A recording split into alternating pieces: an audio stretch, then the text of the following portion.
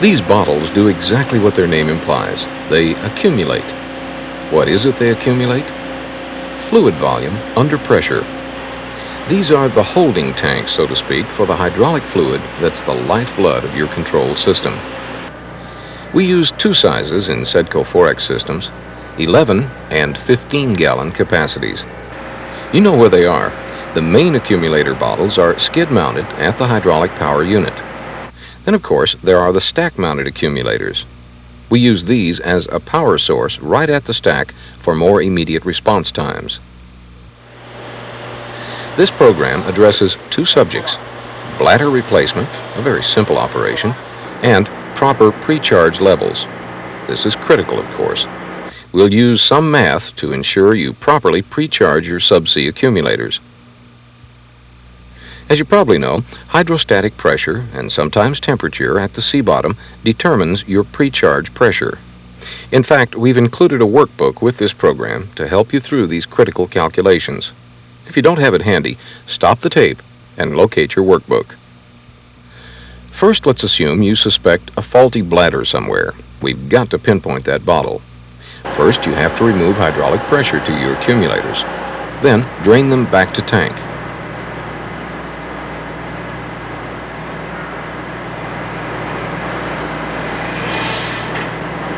With the subsea accumulators, for example, you do that by placing the pod selector valve in the center position and opening the accumulator isolator.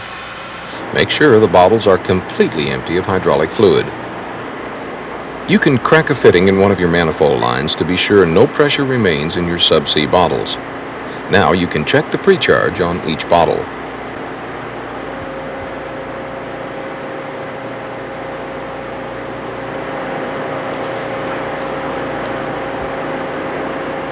If a bladder has burst, the pre-charge will be gone when you check the bottle. If it's merely leaked, then there may be some pre-charge left. Perhaps it's a faulty stem or core, or maybe there's a pinhole somewhere around the bladder. If all the bottles are equally low, it may be that a change in surface temperature has caused the problem. If the stem is leaking, you have several options. First, try tightening the core. Maybe it's just loose. If it still leaks, you can try replacing the core. That should solve the problem.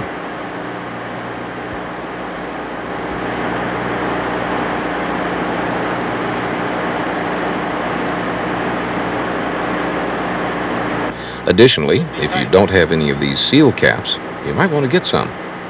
They actually have a rubber seal inside that can hold your pre-charge if the stem goes bad. Screw it down tightly.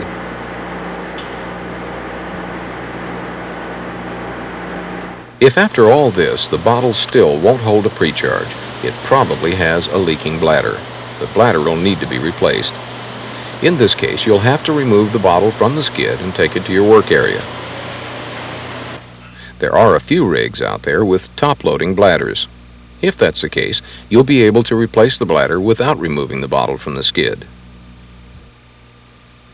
If you've worked on more than one rig, you've discovered any number of designs in the Kumi room.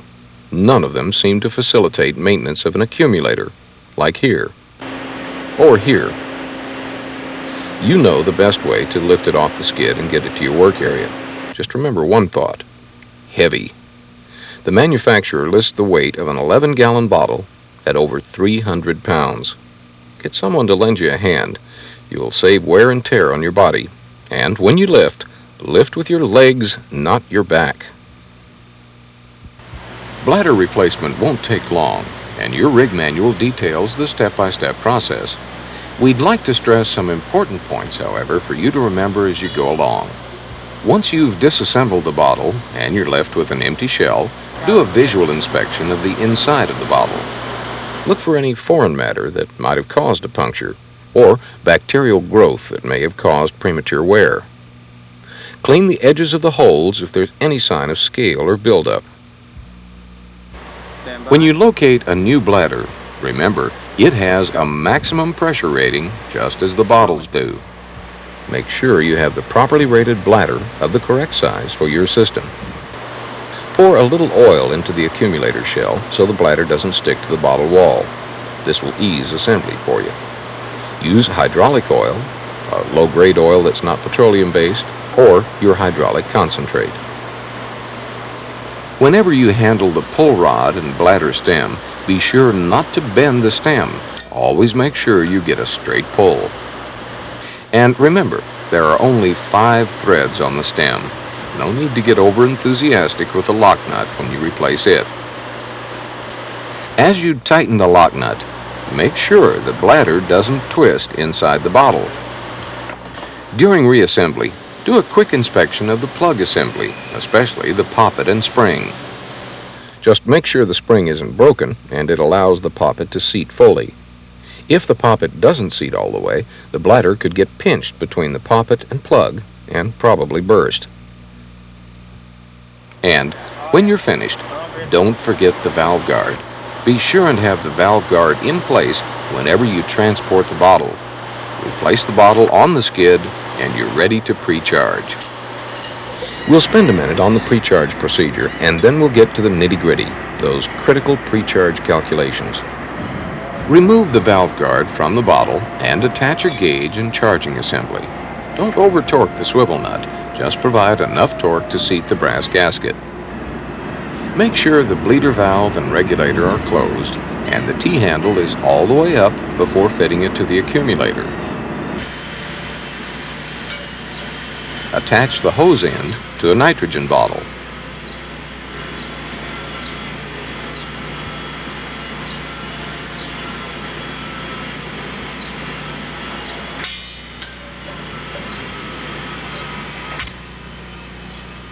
Open the nitrogen bottle slowly.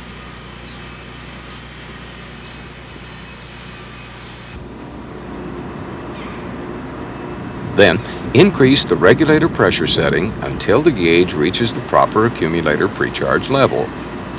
Screw the T-handle all the way in, and the pre-charge will flow into the bottle.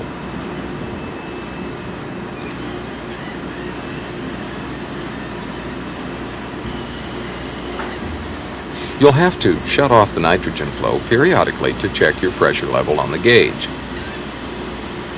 Then open it to continue flow. It'll take a while to fill an empty bladder with a fully charged nitrogen bottle. When the process is complete, close the bottle first, and then return to the accumulator one more time. Screw the T-handle on the charging assembly out until it stops. Open the bleeder valve, and the nitrogen trapped in the hose will be released. Done. Say we're done. Take off the gauge and charging assembly. Replace the seal cap and check for leaks. Then replace the protector cap. The pre-charge process is complete. So, what about those accumulator pre-charge pressures? Well, the fact is, there's no longer any established set of hard and fast rules, mutually accepted worldwide, that tell us what the pre-charge pressure should be. The guidelines and requirements vary from one regulatory body to the next, and some vendors show different minimum operating pressure requirements for their different pieces of preventer equipment. With that in mind, we'll leave it up to you. Make certain you're meeting SEDCO 4X policy or the rules of the regulatory body governing the waters you're currently working in. Use whichever is more stringent. Now, for surface accumulators, you simply charge each bottle to the required pre-charge pressure. The subsea accumulators are a slightly different story. We still want the same pre-charge as the surface accumulators, but subsea accumulators have to overcome hydrostatic pressure of the seawater to operate or function. So, charge subsea accumulators to surface pre-charge plus hydrostatic pressure. Hydrostatic pressure, of course, is the pressure, expressed in pounds per square inch, created by the weight of seawater at a given depth. This cube represents a cubic foot of salt water. It weighs 64 pounds. Each face of this cubic foot is 144 square inches. Using the top face, we can imagine 144 columns of water with a square inch surface at top and bottom. One column weighs 0.445 pounds. That's 64 pounds divided by 144 columns. Of course, the weight of each column acts over the square-inch surface at the bottom. So, hydrostatic pressure is 0.445 psi per foot of seawater. Each foot you go deeper adds another 0.445 psi hydrostatic pressure. Let's do an example. Say your surface precharge is 1,000 psi. You're drilling in 600 feet of water. You'll charge your subsea accumulators to 1,000 plus hydrostatic plus atmospheric pressure of 14.7 psi. We tend to forget about atmospheric pressure because we never think of air as weighing anything. But actually, a 1-inch column of air from the surface to the top of our atmosphere, about 10 miles high, weighs 14.7 pounds. So to be technically correct, you have to add that 14.7 to all your calculations. Back to our example. In this case, hydrostatic equals 0.445 times 600 plus 14.7. That's 282 psia, making your precharge 282 plus 1,000, or 1,282 psia. It's that simple. What if there's a temperature difference between the surface and subsea? This is likely to occur in deepwater drilling operations. For instance, say it's 80 degrees Fahrenheit on the surface, but only 30 degrees subsea. Cold naturally causes gas to contract, decreasing the pressure in any sealed container. So if you charged your stack accumulators on the surface at a warm temperature, then sent them subsea to a cold temperature, you'd have problems. Forgetting hydrostatic pressure for a moment, the lower temperature alone would cause the nitrogen pressure to be much less. What would the result of that be? The equivalent of a low precharge pressure. You'd get the last drop of fluid out of the bottle at a reduced pressure, a pressure that might not be high enough to operate functions. To calculate the proper precharge with a temperature difference from subsea to surface, the specific volume method has been developed. Specific volume is the cubic feet of gas occupied per pound of gas at a given pressure, volume per weight. Nitrogen has a specific volume at a given pressure and temperature. This specific volume changes with effective changes in pressure or temperature. The specific volume method uses actual subsea conditions of pressure and temperature to derive a specific volume. Then, using that same specific volume with the increased surface temperature, we're able to calculate the required surface precharge. This surface precharge will compensate for the loss of pressure due to reduced temperature at the seabed. This worksheet will help you understand the calculations and find the proper precharge. P1 is psia nitrogen precharge pressure at the seabed. T1 is the subsea temperature. V bar 1 is the designation for specific volume at the appropriate subsea temperature and pressure. P1 must be calculated. It's the same simple formula we mentioned earlier. Surface precharge plus hydrostatic. Hydrostatic, remember, equals 0.445 times the water depth. For purposes of the specific volume method, add 14.7 to find absolute pressure. We now have all the numbers we need to find V bar 1, specific volume. You'll find this value using this chart. It gives the specific volume of nitrogen for temperatures ranging from 30 to 100 degrees Fahrenheit and 200 to 10,000 psia. There are gaps between the listed pressures and temperatures. For values falling between the listed numbers, you'll have to interpolate. So, what do we have once we've filled in the top part of this worksheet? We have the precharge required subsea at a given water depth and temperature. Considering the precharge and subsea temperature, we've been able to calculate specific volume. But what do we precharge to at the surface before we send the stack subsea? In light of an extreme temperature difference, you realize that charging to surface precharge plus hydrostatic isn't going to be enough. Here's where specific volume acts as a constant. The second half of the worksheet allows us to find the surface precharge for the subsea accumulators. By using the same value for specific volume that we derived from the subsea conditions, we're able to use this chart and interpolate the required surface precharge pressure based on a new temperature, the temperature on the surface. On the worksheet, notice V bar 1 equals V bar 2. We know what T2 is. Given temperature and specific volume, then, we can determine our third variable. That's P2, the required surface precharge in PSIA. Subtract 14.7 and you'll have your gauge pressure reading. A detailed example, including an explanation of interpolation, is given in the accompanying workbook. There's a regulatory agency out there somewhere that's going to tell you how much usable fluid you must have in your system. If you're in North America, for example, that agency is MMS, Minerals Management Service. In the UK, it's DEN, Department of Energy. In Norwegian waters, it's the NPD, Norwegian Petroleum Directorate. MMS currently requires that you have 1.5 times the volume necessary to close all BOP equipment units. After closing all functions, the accumulator system must be left with a minimum pressure of 203 psi above the precharge pressure. So, say you've got 2 annulars that require 40 gallons each to close, and it takes another 20 gallons apiece to close your 4 rams. That's a total of 160 gallons to close all functions. 1.5 times that is 240 gallons.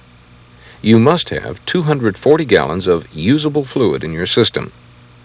Let's determine how much usable fluid is in one surface accumulator bottle in a typical system. Say we're using 11-gallon bottles. We'll fill one with 11 gallons of fluid. Let's put an empty bladder in there. It displaces about 1 gallon of that fluid, leaving us an actual fluid capacity of 10 gallons. By the same token, when the bladder is fully charged with nitrogen, displacing all fluid, the gas also occupies a volume of about 10 gallons. Let's do an example. Here's a bottle with a bladder pre-charged to 1,000 psi. We'll charge the bottle with fluid now to 3,000 psi. The gas inside the bladder becomes compressed as fluid enters the bottle. Now the fluid is occupying a certain volume, while the nitrogen is occupying less. But the total volume of fluid and gas still equals 10 gallons. Let's determine the volume of gas with 3,000 psi in the bottle. If the fluid is pushing up on the bladder with 3,000 psi, then the gas is pushing back with the same 3,000 psi. For every action, there's an equal and opposite reaction, Newton's third law. Boyle's gas law says that pressure is inversely proportional to the volume, assuming a constant temperature. That is, if pressure increases, volume decreases proportionately. The formula you've probably all seen is P1 times V1 equals P2 times V2. In this case, our P1 V1 situation will be 1,000 psi, P1, times 10 gallons, V1, equals 3,000 psi, P2, times the volume of gas at 3,000 psi, V2. Solving the equation, you see the new volume is 3.33 gallons of nitrogen. 10 gallons minus 3.33 of gas means there's 6.67 total gallons of fluid at 3,000 psi. How much of that fluid is usable? Well, remember, MMS says the pressure must be at least 203 psi above the precharge after all functions have been closed. That tells us the last drop of usable fluid must be at least 1,203 psi. So, we know P3 is 1,203 psi. Let's use P1 and V1 again. 1,000 times 10 equals 1,203 times V3, the volume of gas at 1,203 psi. Solving the equation, we discover that the bottle contains 8.3 gallons of nitrogen at 1,203 psi. That leaves space for 1.7 gallons of fluid. Now you've got all the information you need to calculate usable fluid. Fully charged at 3,000 psi, there's 6.67 gallons of fluid. At a pressure of 1,203 psi, there's still 1.7 gallons left in the bottle. 6.67 minus 1.7 equals 4.97 gallons of usable fluid per bottle. Why is that 1.7 gallons unusable? Let's look back to our original values when the bottle was empty of fluid. The pressure in the bottle was 1,000 psi. That means the last drop out would be at 1,000 psi. As we've already stated, MMS requires the last drop of usable fluid to be at least 1,203 psi. So anything less than 1,203 is unusable. In our illustration, we said our system would require 160 gallons to close all functions. MMS requires 1.5 times that, 240 gallons, of usable fluid in the system. We said there's 4.97 usable gallons per bottle. That's about 49 bottles to carry 240 gallons of usable fluid. So, that's the video version of calculating precharges and usable volumes. The detailed explanations are found in the enclosed workbook. Use the workbook and view this tape again if necessary. A lengthy conclusion at this point isn't necessary. You know what can happen if you don't have enough fluid to close your blowout preventers. Take the time to do the proper precharge and volume calculations.